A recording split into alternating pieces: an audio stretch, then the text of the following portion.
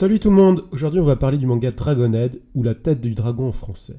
Un manga qui, contrairement à ce que l'on pourrait penser, n'est pas un manga fantastique, mais se déroule plutôt dans un univers post-apocalyptique au Japon. Tout commence lors d'une sortie scolaire. Alors que le lycéen Teru est dans le train qui le ramène vers Tokyo, il voit soudain une gigantesque lumière avant d'entrer dans un tunnel. Quelques secondes plus tard, un énorme séisme apparaît et fait dérailler le train. Teru se réveille alors dans le train en ruine et constate qu'il est le seul survivant. Toute sa classe est morte. Toute, sauf bien sûr une irréductible jeune fille, Ako de son prénom, qui, comme par hasard, est également la fille la plus belle du lycée. Comme par hasard. Si ça, c'est pas de la chance. Ah oui, et il y a aussi un mec un peu bizarre qui a survécu également, Nobio, qui est un peu la victime du lycée. Bref, pendant quelques jours, le petit trio va tenter de survivre au fin fond du tunnel, dans une obscurité la plus totale, et vont finalement réussir à regagner la surface par eux-mêmes après moult péripéties. Et là, stupeur et stupéfaction. Il n'y a pas juste un séisme qui est apparu, mais quelque chose de bien plus grave. Tout le Japon est en ruine. Il y a des cendres partout. On ne peut pas voir les rayons du soleil, l'air est irrespirable et tous les animaux sont morts.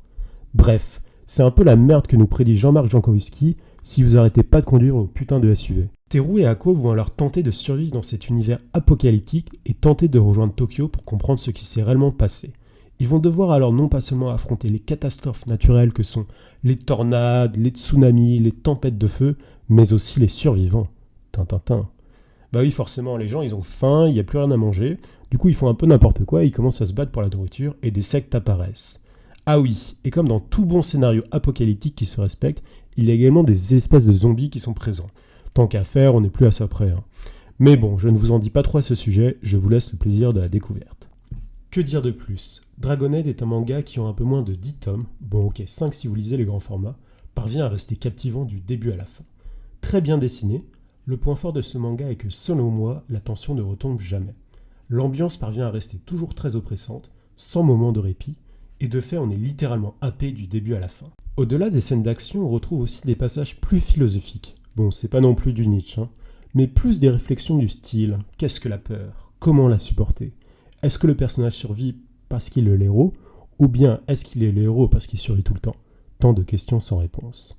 Et pour moi, cela apporte un certain charme et une vraie signature au manga, sans jamais tomber dans trop de lourdeur, bien sûr. C'est pas Naruto non plus. Bref, j'ai beaucoup aimé ce manga, et je n'ai pas non plus beaucoup de critiques à lui faire, si ce n'est qu'il n'est malheureusement trop court.